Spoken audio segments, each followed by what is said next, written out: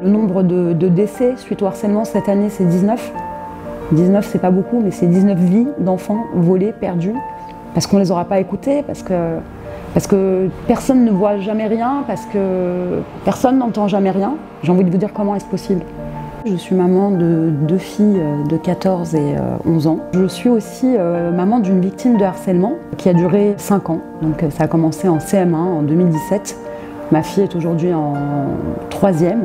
Et son calvaire en fait a pris fin il y a quelques semaines. J'ai réussi à faire changer ma fille d'école. Ça aura été le fruit d'une longue lutte. C'est un parcours du combattant aussi dont on n'entend pas souvent parler.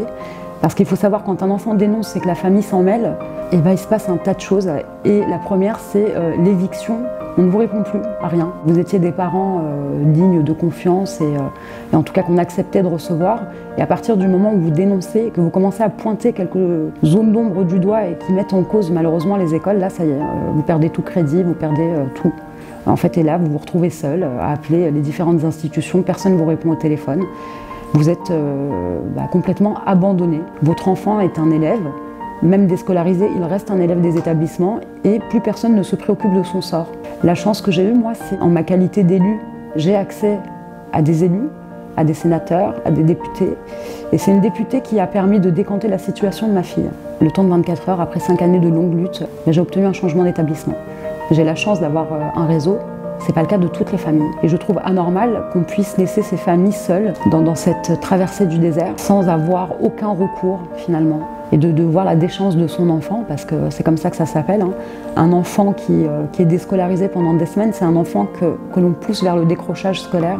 L'école de la République, dans beaucoup d'esprits, c'est un lieu où s'écrit l'avenir des enfants, où ils rêvent d'autre chose quand ils seront grands.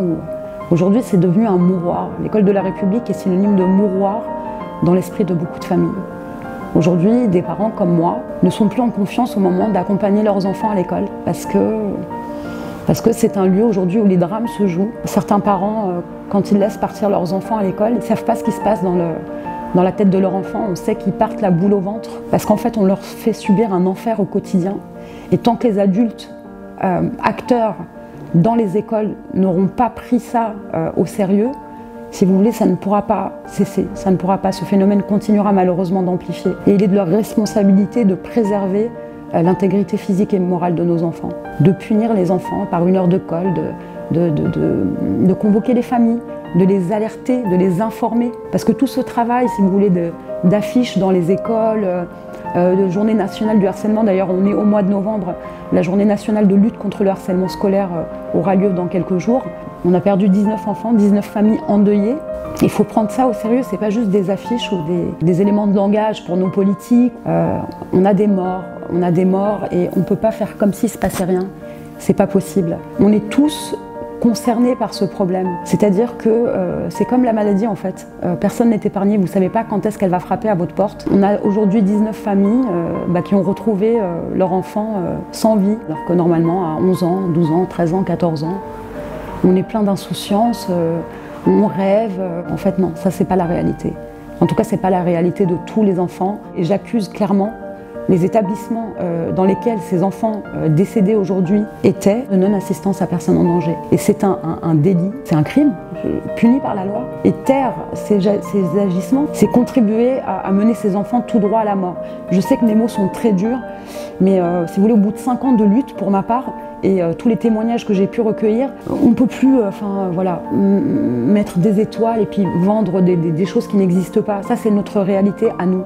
À quel moment en fait la victime est considérée, puisque c'est toujours la victime qui finalement quitte son école, donc c'est la double peine ou la triple peine, parce que quand elle n'a pas d'école, elle est contrainte de rester chez elle, tant que le directeur d'établissement n'a pas fait les démarches nécessaires. Et là, votre enfant, il se retrouve dans une souffrance, celle due au harcèlement, de les adultes à qui il est supposé faire confiance dans l'enceinte de l'école et qui sont, je le rappelle, les garants de son intégrité morale et physique. À partir du moment où vous déposez votre enfant à l'école, il lui tourne le dos, il n'est pas cru. Il est même accusé, donc il devient du statut de victime, il devient un peu coupable. Et puis il a ce statut de plaignant parce que, comme moi, beaucoup de familles portent plainte. Et ce triple statut est beaucoup trop lourd à porter pour lui.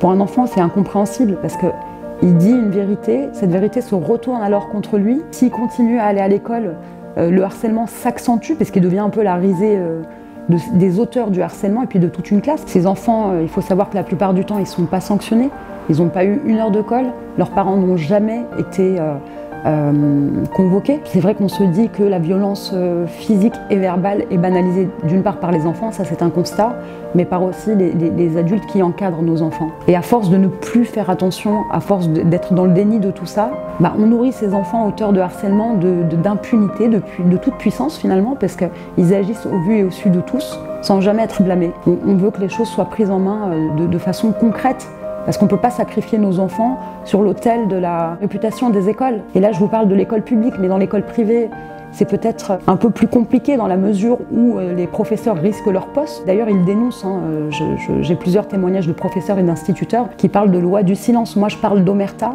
je vais un peu plus loin. Et il y a des interlocuteurs. Il y a des choses qui existent, mais dans les faits, jamais on applique, ou en tout cas trop peu souvent, parce que je ne veux pas incriminer tous les directeurs d'établissement, tous les chefs d'établissement, c'est pas du tout l'objectif, on va pas faire de langue de bois.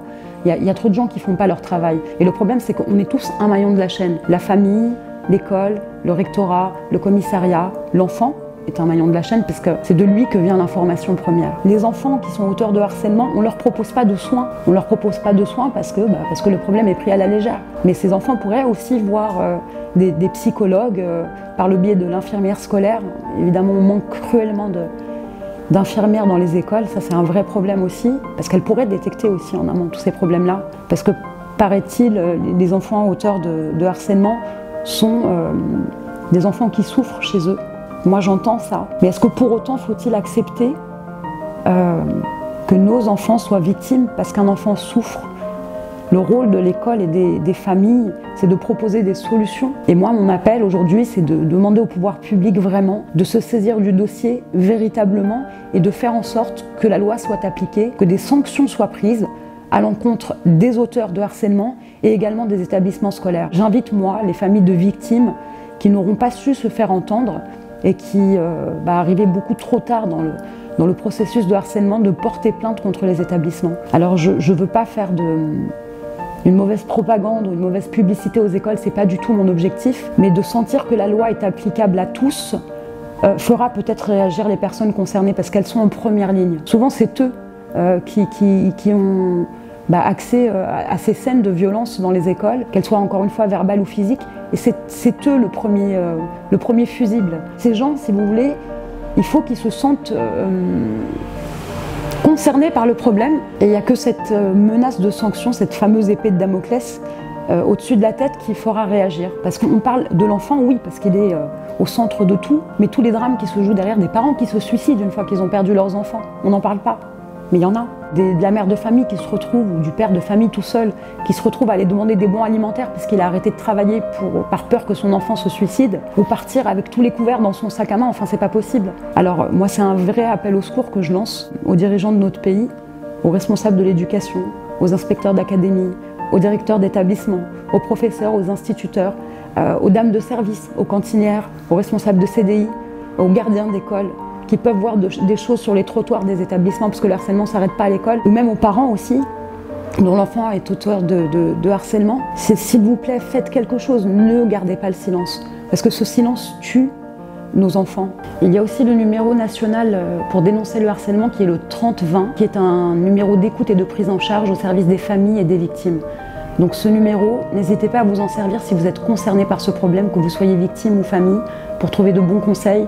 Vous y serez bien orienté et peut-être que vous y trouverez des solutions.